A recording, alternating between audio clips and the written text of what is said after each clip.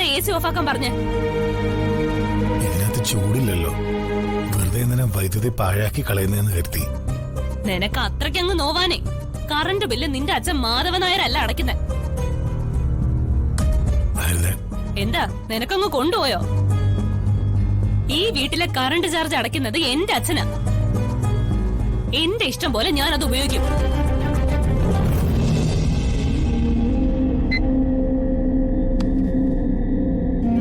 ശരിക്കൊരു ഫാൻ പോലും വർക്ക് ചെയ്യാത്ത നിന്റെ വീട്ടില് ചടഞ്ഞു കൂടി കടന്ന് ഒരുപാട് അനുഭവിച്ചിട്ടുള്ളതാ.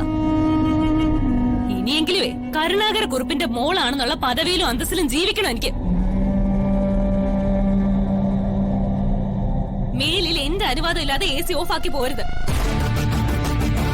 നിനക്ക് AC കിടക്കാൻ ബുദ്ധിമുട്ടാണെങ്കിൽ വേറെ ഏതെങ്കിലും മുറിയിൽ പൊക്കോ. ചില ദരിദ്രവാസികൾക്ക് AC കിടന്ന പനി വരും.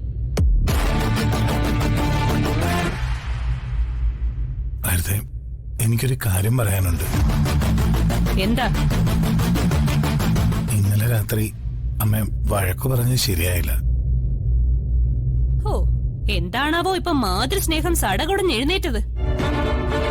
കൊണ്ടയിടം തോറും കേറി ഇറങ്ങി നുണ പറയുന്ന നിന്റെ തള്ളയ്ക്ക് പട്ടും വളയും കൊടുക്കാൻ ഞാൻ. എന്താ അത് മതിയോ?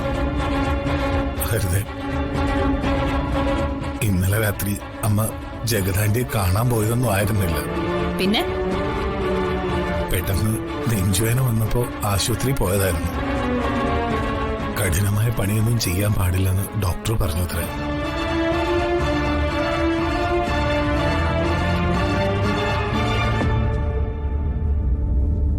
ഇനി അമ്മയെ കൊണ്ട് കഠിനമായ പണിയൊന്നും ചെയ്യിക്കരുത്.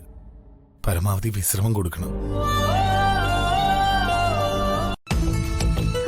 നിന്റെ കഥ കൊള്ളാം. അമ്മ ആശുപത്രിയിൽ പോയതാണത്രേ. ആശുപത്രിയിൽ പോയിട്ട് വന്നതിന് ശേഷമല്ലേ അവർ ഈ അടുക്കള പണി മൊത്തം ചെയ്തത്. ഒരു അസുഖക്കാരിയുടെ ക്ഷീണവും തളർച്ചയും ഒന്നും അവരിൽ കണ്ടില്ല. അത് ഹരിതേ, നിന്നെ ഭയന്ന് പാവ അമ്മ ക്ഷീണവും തളർച്ചയൊന്നും പുറത്ത് കാണിക്കാതിരുന്നതാ. ഇത് ഞാൻ വിശ്വസിക്കണോ? നിന്റെ അമ്മയ്ക്ക് ഒരു കുഴപ്പമില്ല. അവരൊരു കുഴപ്പമില്ലാതെ നന്നായിട്ട് പണിയെടുക്കുന്നുണ്ട്. നീ കേറി ഇടങ്കോലിടാൻ നിക്കരുത്. മനോജ്, നിന്റെ അമ്മയ്ക്ക് അസുഖമാണെന്ന് പറഞ്ഞത് സത്യമാണോ? സത്യമാണ്. അമ്മയ്ക്ക് പണ്ടേ ഇടയ്ക്കിടയ്ക്ക് നെഞ്ചുവേന വരാറുണ്ട്. എങ്കിൽ സൂക്ഷിക്കണമല്ലോ. സൂക്ഷിക്കണം. അമ്മയ്ക്ക് പരമാവധി റെസ്റ്റ് കൊടുക്കണം. ഞാൻ പറഞ്ഞത് സത്യം അമ്മേ. മുതലും അയാള് ചോദിച്ച കൊള്ളപ്പലിശയും കുടിശ്ശികയില്ലാതെ ഞാൻ കൊടുത്തു തീർത്തതാ. ഇപ്പൊ അയാള് പറയുന്നത് പലിശ പൈസ ഞാൻ കൊടുത്തിട്ടില്ലാന്ന്. അമ്മ ജീവിച്ചിരുന്നപ്പോ ചികിത്സാ ചെലവിന് ഒരു നിവൃത്തിയില്ലാതെ വന്നപ്പോഴാ അയാളുടെ പണം കടം വാങ്ങിയത്.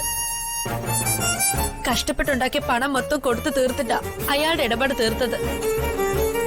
ഇതിപ്പോ അമ്മയും ജീവിച്ചിരിപ്പില്ല, കടക്കാരുടെ വൃത്തിയിട്ട രീതിയിലുള്ള ഭീഷണി. ഞാനിനി എന്ത് ചെയ്യും അമ്മ?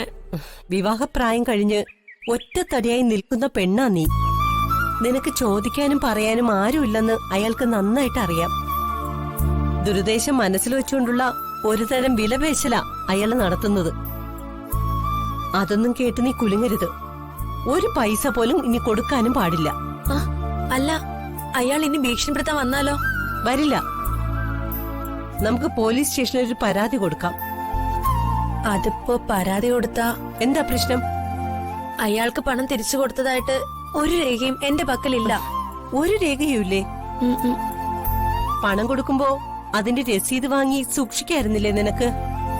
അതിന്റെ ഒന്നും ഒരു ആവശ്യമില്ല. എല്ലാ ഇടപാടുകളും ക്ലോസ് ചെയ്ത് കഴിഞ്ഞു എന്നാ അയാള് പറഞ്ഞത്. ഞാനത് കണ്ണടച്ച് വിശ്വസിക്കുകയും ചെയ്തു.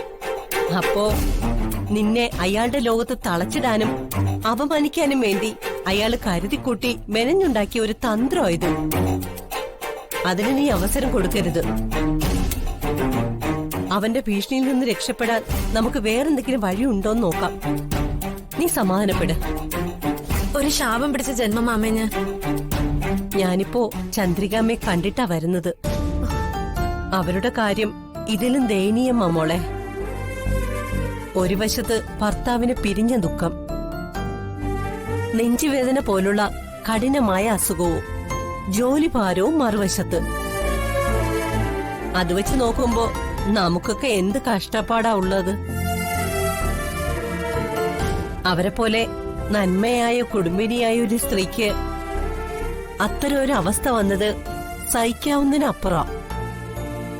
ചന്ദ്രികമ്മയുടെ അവസ്ഥ ഞാൻ എപ്പോഴും ഓർക്കാറുണ്ട്. സഹായിക്കണമെന്ന് ആഗ്രഹമുണ്ട്. എന്നാൽ ഒഴിവ് കിട്ടുമ്പോഴൊക്കെ മോൾ അവിടെ പോയി പരമാവധി സഹായിക്കണം.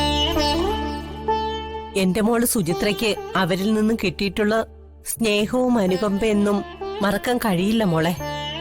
വിഷമിക്കാതെ അമ്മേ. ചന്ദ്രികാമ്മയെ സഹായിക്കാൻ എനിക്ക് സന്തോഷമേ ഉള്ളൂ. അതുമല്ല, അതുകൂടാതെ ഹരിത അമ്മയെ ശരിക്കും കഷ്ടപ്പെടുത്തുന്നുമുണ്ട്. അതിൽ നിന്ന് ഹരിതയെ പിന്തിരിപ്പിക്കാൻ കഴിയാത്ത ചില പരിമിതികൾ എനിക്കുണ്ടെന്ന് ഏട്ടനറിയാലോ. നമ്മുടെ വാടക വീട്ടിൽ കഴിയുമ്പോൾ തന്നെ എന്നെ അടക്കി ഭരിക്കാനുള്ള തന്റെ ഇടം ഹരിതയ്ക്കുണ്ടായിരുന്നു.